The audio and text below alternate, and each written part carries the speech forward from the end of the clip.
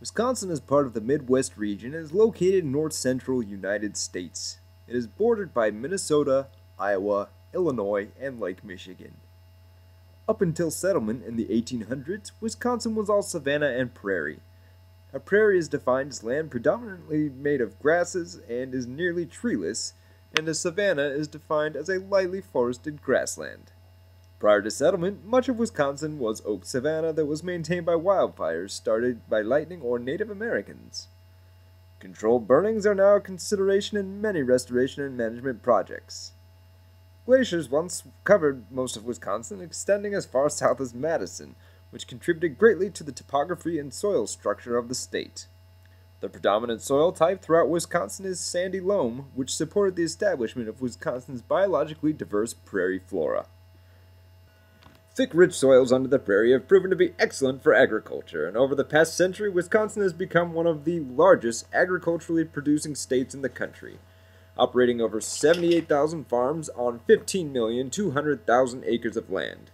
Wisconsin's 2011 Ag Statistic reports that agriculture contributes to $20.2 billion to the total Wisconsin income. The University of Wisconsin-Madison is located in Dane County, Wisconsin, which is known to have some of the highest quality soils in the United States. While a vast majority of the land in Dane County has been converted into agriculture production or urban development, a much smaller portion of land is being maintained as ecological preserve. Large-scale ecological restoration efforts in the United States started in the 1930s during the height of the Great Depression. Franklin Delano Roosevelt started the Civilian Conservation Corps, which is also known as the CCC, to provide the unemployed with opportunities for shelter and work. Part of the CCC's activities was replanting forests and other natural landscapes. Unfortunately, the CCC's replanting efforts were without ecological guidance, and their haphazard planting resulted in community homogeneity.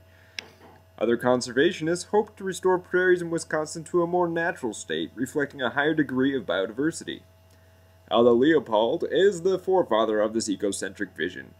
He was an author and professor at the University of Wisconsin who pioneered the science of wildlife management. His teachings focused on maintaining biodiversity and ecosystem stability, and he was an influential force in the modern environmental movement. The thing is right when it tends to preserve integrity, stability, and beauty of the biotic community. It is wrong when it tends otherwise. We abuse land because we see it as a commodity belonging to us. When we see land as a community to which we belong, we may begin to use it with love and respect. Aldo Leopold, Sand County Almanac. His apparent aim was to retrain societal views of land use in order to support a more sustainable national lifestyle. Aldo's influence on scientists in the UW system and beyond is still very prominent and has likely helped contribute to strong restoration efforts across the state and country over the past 70 years. We recently visited one such site called Greene Prairie, which is located in the University of Wisconsin-Madison Arboretum, just south of campus. This prairie was named after Henry Greene, who was a botanist and prairie expert who played a major role in restoring the landscape to its current beauty. It is the second largest prairie in the UW Arboretum, covering 40 acres.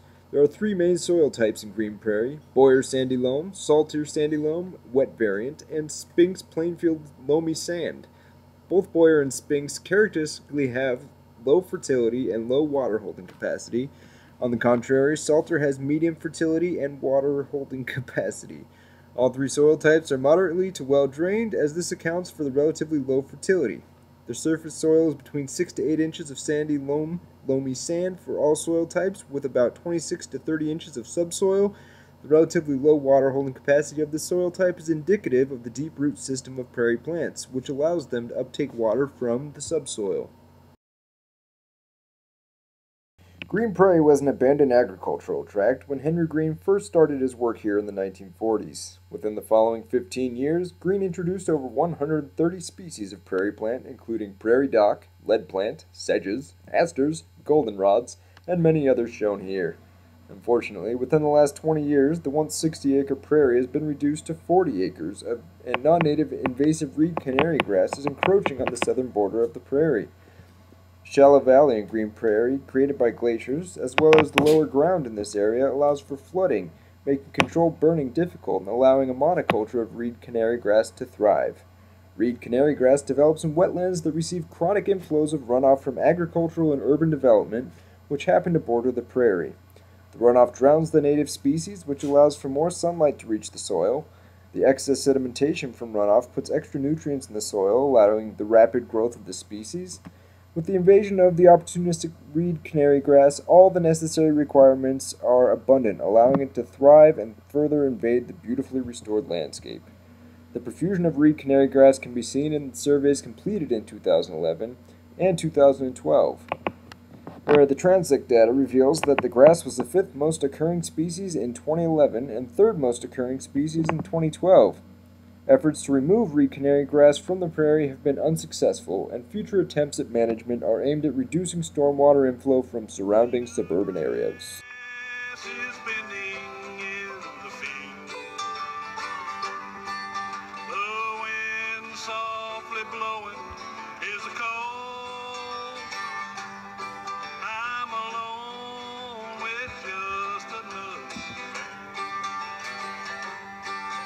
It's nobody's fault.